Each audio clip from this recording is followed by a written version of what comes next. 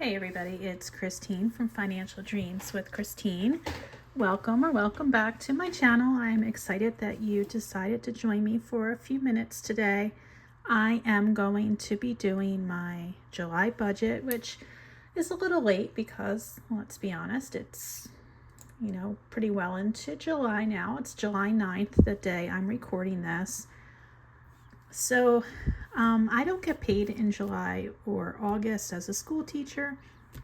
So I have my second June paycheck that I pushed into July to cover this month for me and my expenses.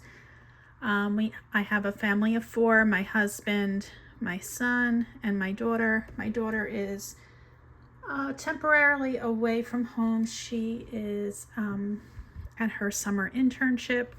My son's at home for the summer.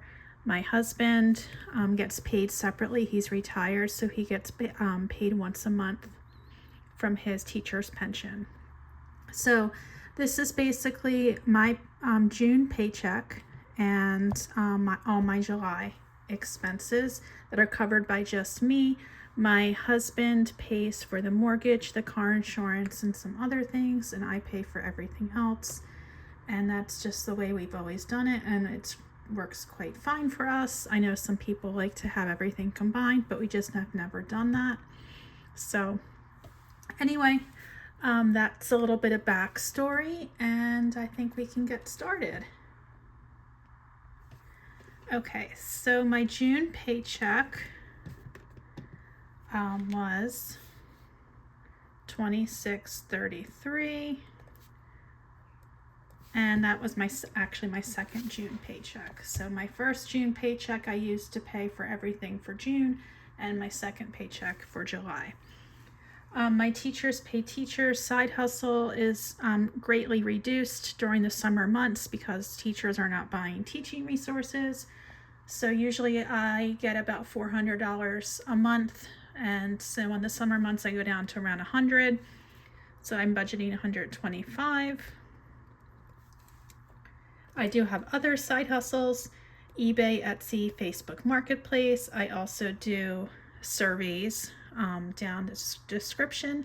There's branded surveys. There's a link if you are interested. I go back and forth between being completely burnt out by it and also by being like, okay, great, I'm gonna make more money. So it's however you can do it.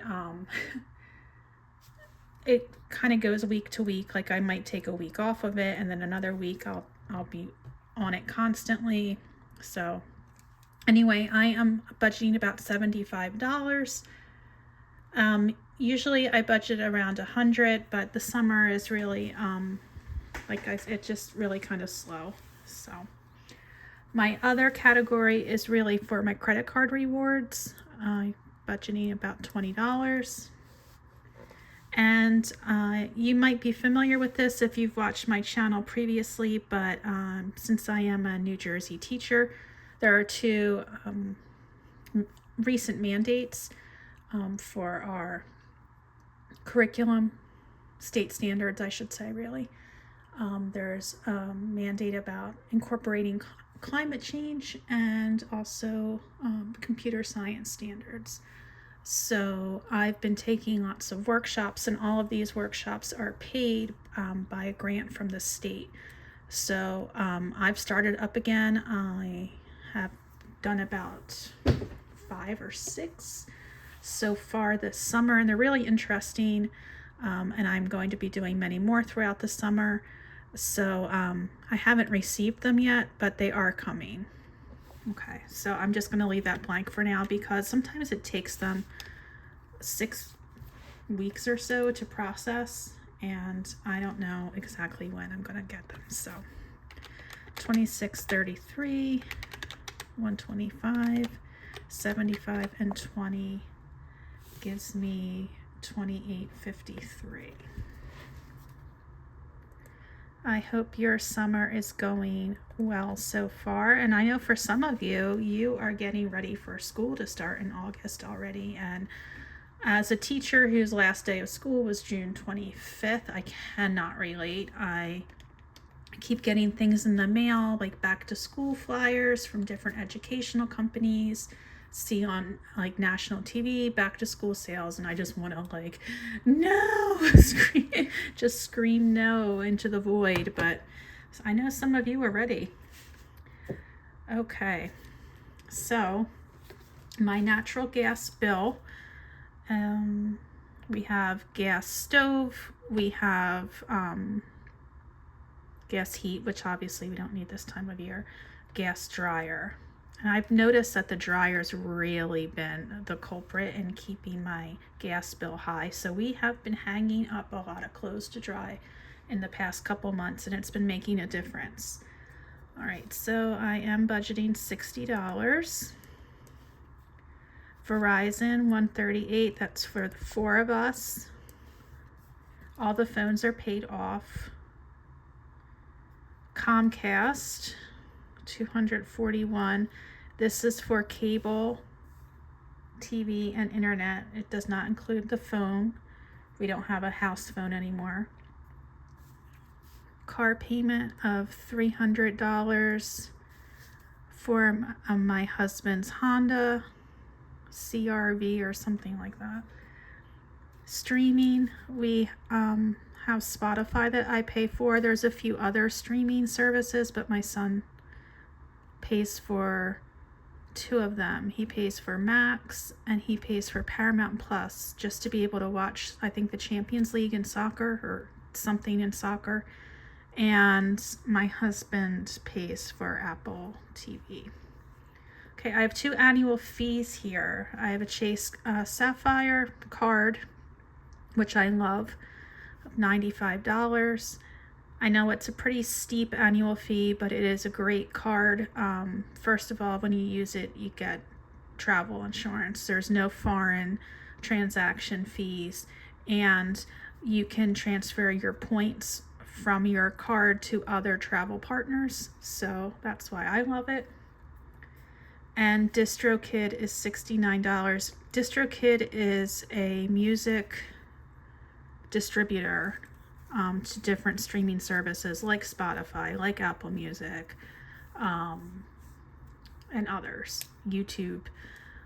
So my daughter recorded music when she was 16, so 4 years ago, and they're on streaming services. So I just renew it every year just to keep her songs up there and active.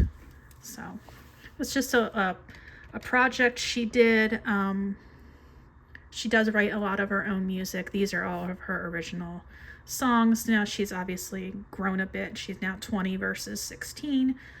She's not really interested in pursuing music as a career per se, but she does still write music. She does still play her guitar and her piano and all that jazz, so, and sing. So she's a very musically gifted child, and anyway, I don't want that music to disappear off the face of the earth, so I keep it up there every year. All right, so let's add all these up.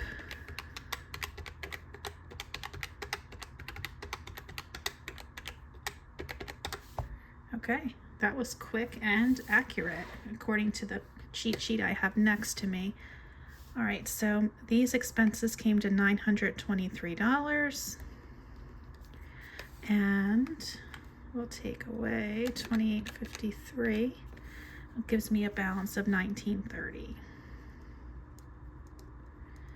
Now, depending on how I'm doing for the rest of the month with expenses, if something comes up that I didn't count on, I may take some of the sinking fund I have for annuals and pull it for one of these to give myself a little extra, but I'm going to try not to touch it. We'll see what happens. There's a lot going on down here though. Okay, so $19.30, and honestly, I think this is going to do it. Since I only have about $2,600, well, $2,800 with all the extras, I don't have any extra money to put towards sinking funds this month, which I hate, but it is what it is. All right, grocery budget. When my husband and I were just the 2 of us at home and my kids were both at college, we were getting by on like $400 months. I upped it to $500 in June and quickly realized that even with 3 of us, my daughter gone for her internship, my son was eating me out of house and home. My son is 21. So I raised it up a little more, $600 for the 3 of us. And I'm hoping that will work. I've been doing a little bit better with shopping this month. So hopefully, crossing fingers, that will make it. If it doesn't, it doesn't. All right, so gas, I do drive less in the summer. I'm not going back and forth to work every day, so I'm budgeting $100 for gas. Miscellaneous spending, I'm budgeting $100 for random things that might come up that I didn't anticipate. This is about the time of year where I pay for my daughter's refrigerator, microwave rental for her school year. I had considered buying one on our own. However, her school requires that if you get the micro fridge combo, you have to rent it from them. You could bring your own refrigerator, that's fine, but for the combo, it has to be through a certain company because I guess they have to make sure it's a standard type that will work in all their, I don't know, wiring or whatnot. I imagine that's what it is anyway. So we are stuck with this rental again. I am anticipating that my daughter's roommate will split it with her. She has a different roommate this year. Her roommate last year, actually she had the same roommate for 2 years. This year she has a new roommate because her old roommate is studying abroad in the fall and my daughter is studying abroad in the spring, so they would completely miss each other. So my daughter is with a new roommate, and I've asked my daughter to reach out to her sometime this week to see if she wants to go in on it together. So hopefully that will be a no-brainer, but you never know. Okay, college shopping. This I'm hoping will be a lot less than $300. My daughter pretty much has everything she needs. She might need a couple little clothes or something like that. My son, however, is in an on-campus apartment this year, so he needs some things that he didn't need last year. So that's what I'm putting that budget for. All right, now here we go. Airbnb. We are going up to see my daughter at her internship, and so we have an Airbnb rental, and I imagine we'll go out to dinner, take her out for something. I'm budgeting $400, which is on the low end because the Airbnb is really like closer to, it's like $300, so I'm only budgeting like, basically, I need more money. Is really what it comes down to. So I'm hoping that some of this overage might be able to go over here, but I didn't really want to, I don't know, maybe I should have just combined these as a $700 and use as need be, but we'll see how that comes out. Okay, so down here I have a Western Pennsylvania girls trip. I did go to college in Western Pennsylvania, out near Pittsburgh, not in Pittsburgh, but close to. And sadly, my college roommate recently passed away. She had a very aggressive brain cancer, glioblastoma. I'm not sure if that's how you say it, if it's glioblastoma or glioblastoma. She contacted me in December, and I had plans to go visit her in March, but she had lost the ability to communicate with me couldn't use her hands really, and lost the ability to speak. So I was kind of unsure how to proceed when she wasn't able to communicate with me, and I didn't want to infringe on someone who was that ill and needed, rest. So she eventually did reconnect with me, and then I stopped hearing from her again. So whenever I would stop hearing from her, I would get really worried. I reached out to contact her daughter, and a few days after that, my friend passed away. So what this has motivated me to do is to reconnect with my friends. Some I haven't seen in about 30 years. The others have been about 5 years.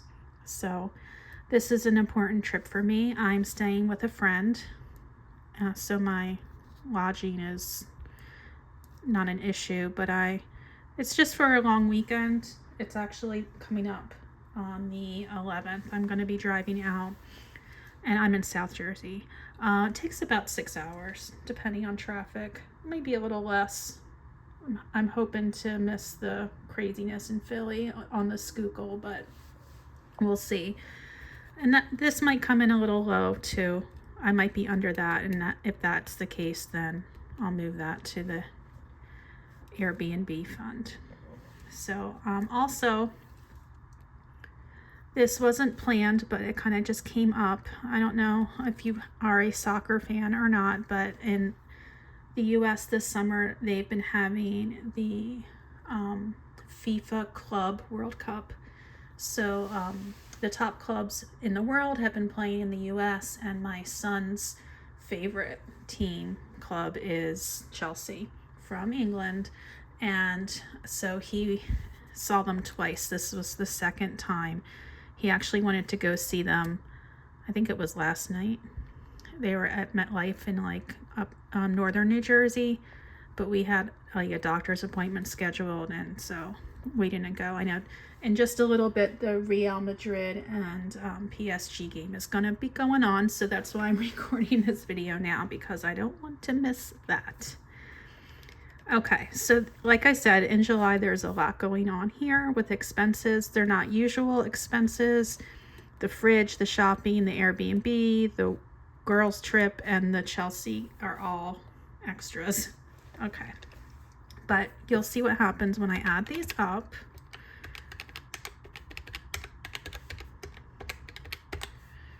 Okay, let's hope I get the right number. Yep, and I do. So it comes to 1940. And if you remember from just a few minutes ago, 1930, 1940.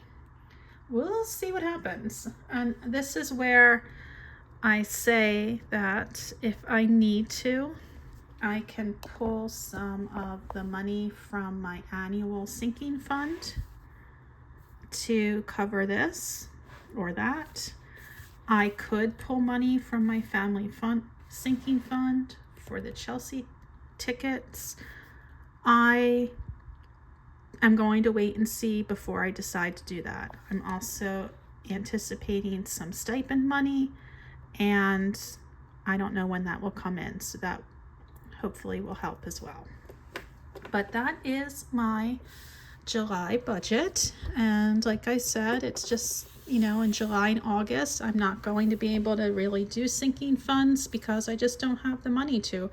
It will come back in September when I get back into my regular pay cycle of two checks bi-weekly until June, when I retire at the end of June.